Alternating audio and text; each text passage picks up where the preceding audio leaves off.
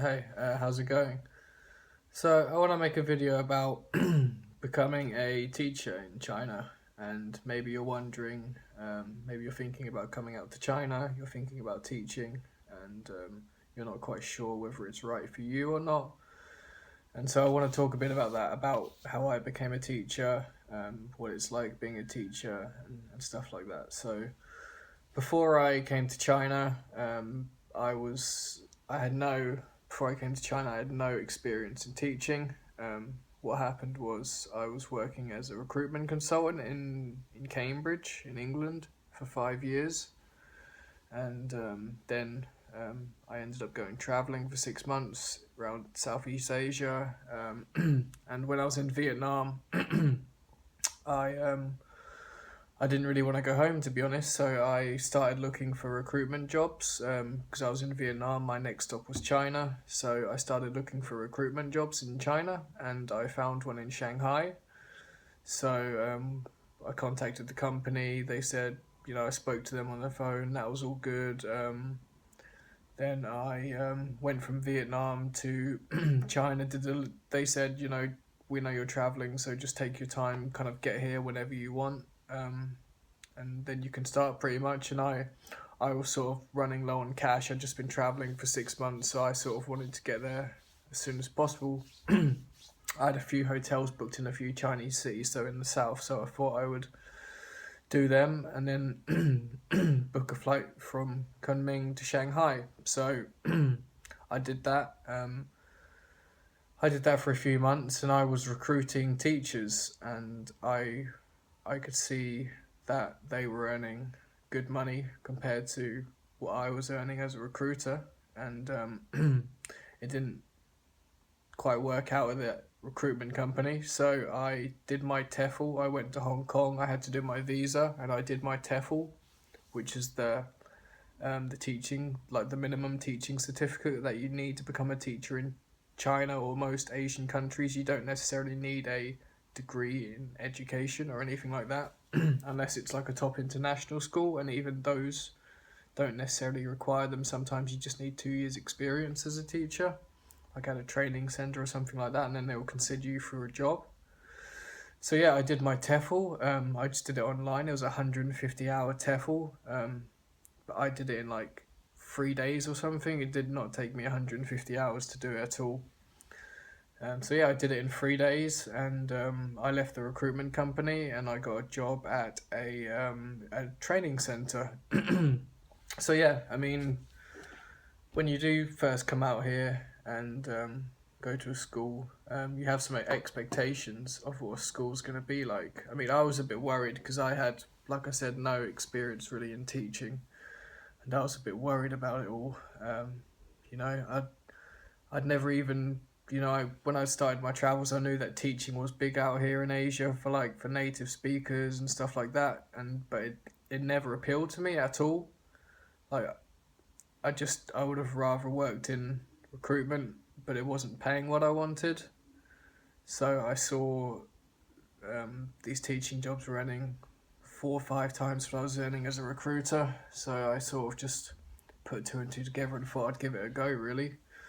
So yeah, my first teaching job, I worked at a training center, and it was a totally new training center. I mean, this is something that you have to look out for when you're coming out here for a job. You need to do a bit of research on the school, because when I first went to the school, the lady showed me around. They were still painting the walls and doing stuff like that. So I said, okay, what kind of equipment do you have? And they were like, oh, we need you to get all the equipment. I was like, oh, okay, because I told them I had a bit of experience. I told them when I was traveling that I did a bit of teaching on my route, which was a lie, but I thought that would just kind of get my foot in the door. But I know now that that's not necessary. You can just tell them that you don't have any experience. You can tell them that you have your TEFL though, and if your passport says you're a native speaker. But even if you're not a native speaker, I know loads of people who are not from native speaking countries who have their TEFL or not, and they're teaching out here. But TEFL is pretty much required because it helps you get your visa to stay here and work. So yeah, this school, they had no equipment. They the actual people who owned the school, they had no experience themselves in education. They were just business people.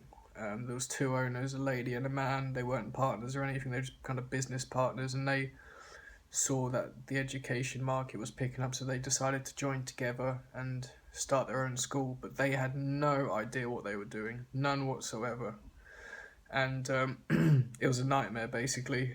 They wanted me to do absolutely everything. I would be sitting at the school 10 hours a day, no students, just doing lesson plans for classes that didn't exist, and just wasting away the time, basically.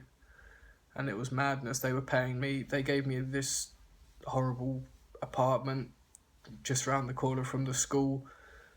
That was disgusting, basically, and I did my best to sort of clean it up as best I could, and but yeah, it wasn't nice, and I think I only worked there for about 1 month, and then the manager, who are one of the owners of the school, like, we really didn't see eye to eye, and I don't think it was anything to do with me as a teacher. Like, we just didn't get on very well, and then we were having these demo classes for potential students, and they were going okay. Like, I managed to get some students to sign up for the school. Like, they came back asking for me and blah blah blah.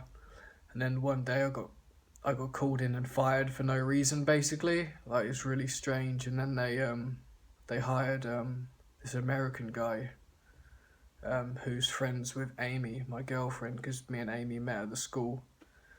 And and I spoke to him recently because Amy's friends with him on WeChat, and then he was talking to her, and this school, they ended up owing him loads of money, and he was doing so much work, and they're just like dodgy business people, basically.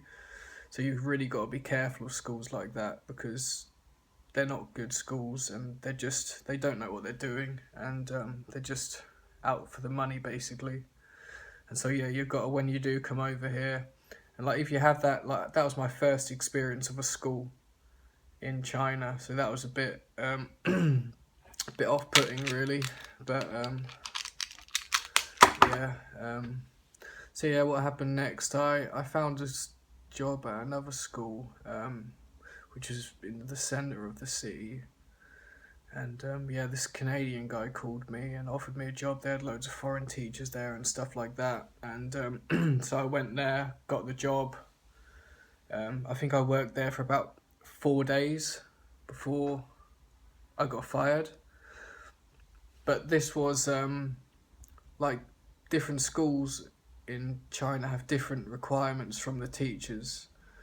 Like, I've spoke to lots of teachers, and it kind of comes down to the school you're working at, and your personality.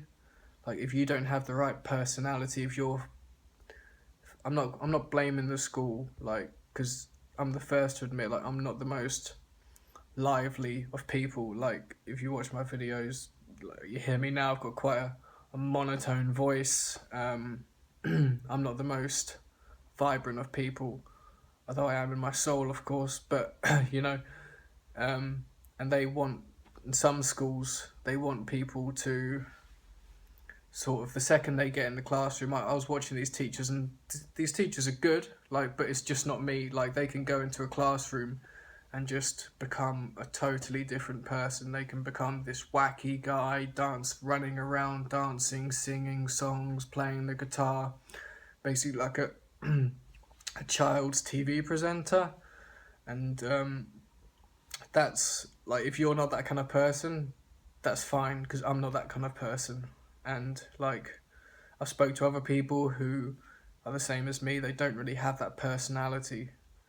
So don't get disheartened if you end up at one of those schools and it doesn't work out. You know, the thing is, you've got to keep looking for the school that suits your personality. The teaching style suits your personality. You know, if you have a degree in education, I don't know, maybe, I mean, I don't see the benefit of jumping around and dancing around and doing all that kind of stuff, because I don't see it really improving the children's education. like some of the classes, they just spent the whole time just jumping around and dancing around, and there wasn't really anything learned for the children. Like maybe I'm sure it's really fun for the children and that, and they go home saying that they're really happy there. But I don't know. Yeah. Anyway, so yeah. Second bad experience at a school. So then I went to my next school, my third school, which is actually my current school. I've now been there for a year and a half, and I was about to, if this didn't work out, I was about to sort of say, teaching isn't for me. It's not my calling in life. I don't have the right personality for it, etc. But the third school, it's worked out fine. They don't expect you to be that high energy, wacky person. It's more about the quality of your teaching and what you can teach the children. It's not about being that guy,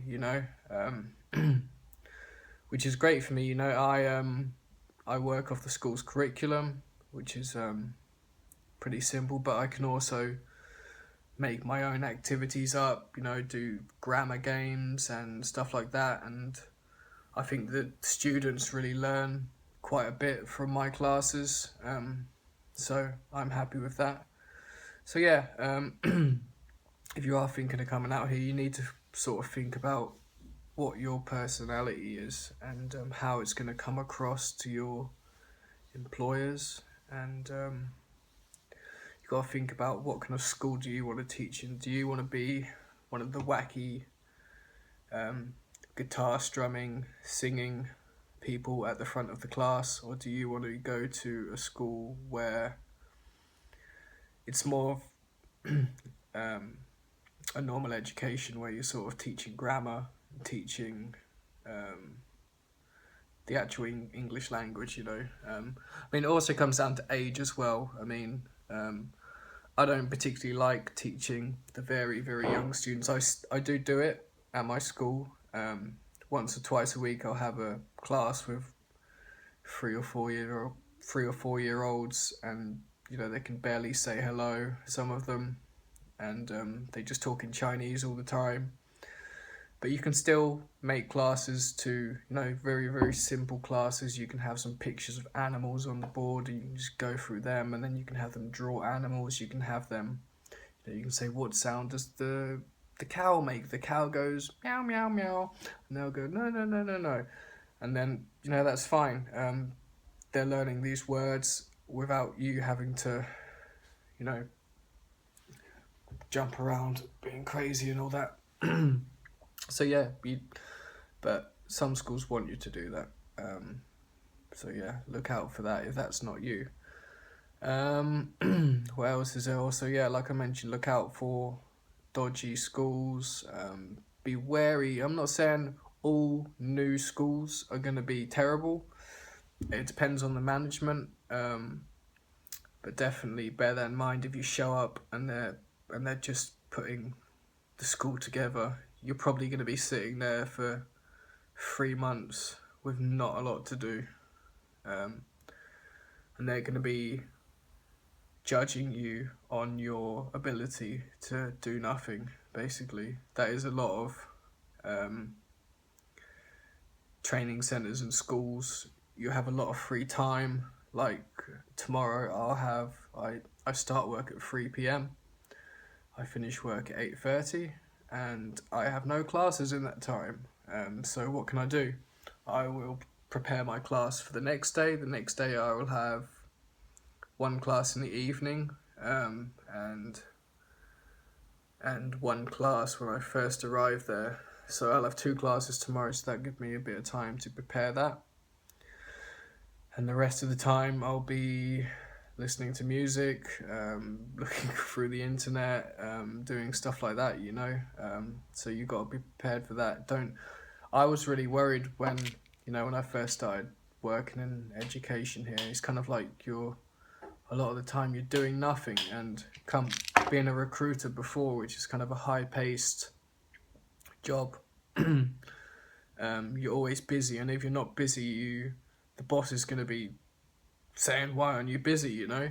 So to go from that environment to go to a teaching environment where 5 hours you could be sitting there with literally nothing to do, like I'd get sort of scatty and start thinking, oh, the boss is going to be saying something to me soon because I have nothing to do. But nobody says anything because they don't have anything to do either. So you just got to keep busy just to keep sane, you know. Just to do whatever, do your lesson plans. Yeah. What else is there? Yeah, so that's just a bit of advice for anyone thinking to come out here as a teacher and they're wondering if they're the right sort of person or not. So yeah, depends on your personality, depends on your school. Don't get disheartened if the first school you go to isn't for you, because you know there's plenty of schools out there, and you will find one that suits you well eventually, and they give you the right package and they're not crooks and stuff like that. So it's just a case of trial and error basically. So yeah, please ask me any questions that you may have about teaching in China. I'm happy to answer them as soon as I can, and I hope that's been helpful to anybody. Okay, peace.